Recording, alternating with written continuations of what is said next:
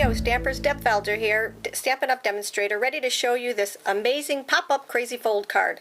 I made this for two people, young little guys, that made me these adorable little bracelets. These bracelets they made me for Breast Cancer Awareness Month. I had never seen them before, but they're absolutely adorable. They're made out of rubber bands, and I think I'm the only person in the United States that never saw these before. But you can see that one of the kids even added a little bit of our bling to it. So I wanted to send them a really cute thank you card. So this is the card that we're going to do. The pop-up crazy fold card is just a really cute little thing to make your card a little bit different. So you open it this way, and then you open it this way, and you have your sentiment on the inside. I did a matching envelope, and let's begin, okay? The first thing that you're going to do is you're going to need a card base, and your card base is going to be 4 1/4 by 11, and then I scored it at 4 1/4 and 8 1/2. So this is your card base. The next thing I did was I ran it through the houndstooth embossing folder right here, and the way you want to do that is to line up your crease with the embossing folder right here, and that way there it doesn't edge its way on over to the back part of it. So this is the outside of it, okay? This is the beginning part of your card, okay? The next thing that you want to do is you want to take your 2 1/2 inch circle punch. So here's my circle punch, and what I did was I put a red line right down the middle so you can tell where the middle of the punch is. And that's very important because when you put it onto your card, you're going to take this and you're going to line up that circle with the scored line right here. Okay? So you're going to take and you're going to pop that out, and there's your opening for the fold. Just like this. Okay, so that's going to go in here like that. That's going to go over here. So that's the beginning of your card.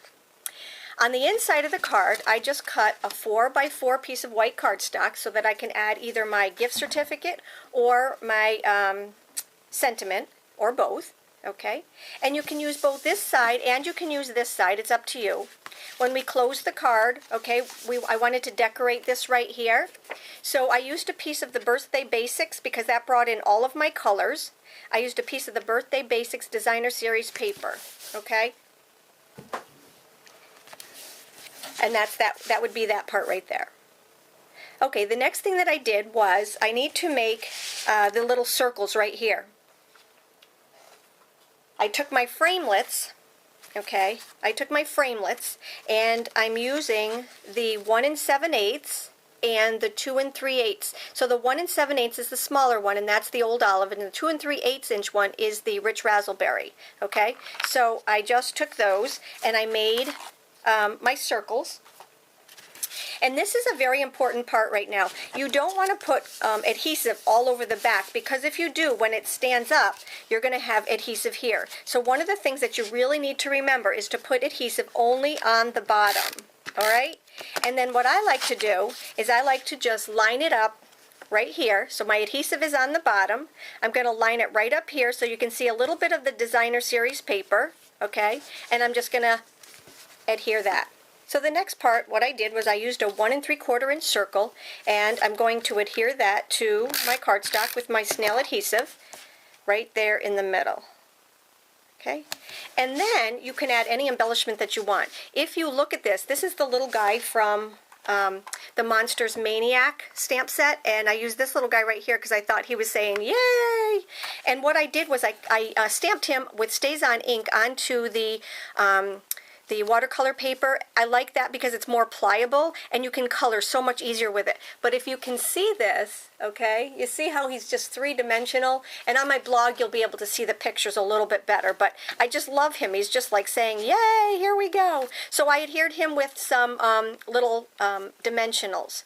Now to make the tab for the closure, because if you don't use a tab, it just kind of pops up. So what I did was I took a piece of Rich Razzleberry, and I used the artisan label to cut it out, and then I sponged all the way around it, okay?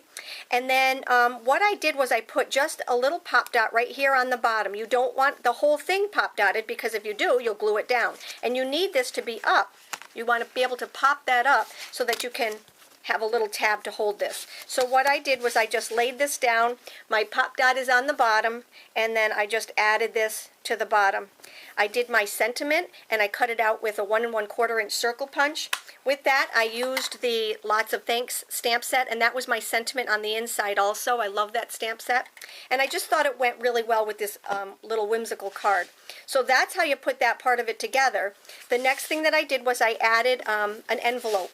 And this card will fit into a regular size envelope. This is our regular envelopes. And then what I did was I used one of my envelope templates. It's a framelit. And I cut this out. I just cut this out of my designer series paper so that it matches my card right here. Okay, so the two of them match. And then what I like to do, and this is just a little tip and hint for you, I do not glue the whole thing. What I do is I just take and I put adhesive up here at the top, and I slide it into my envelope so that when you are, and then I fold it ahead of time so that the envelope and the crease can line up, okay?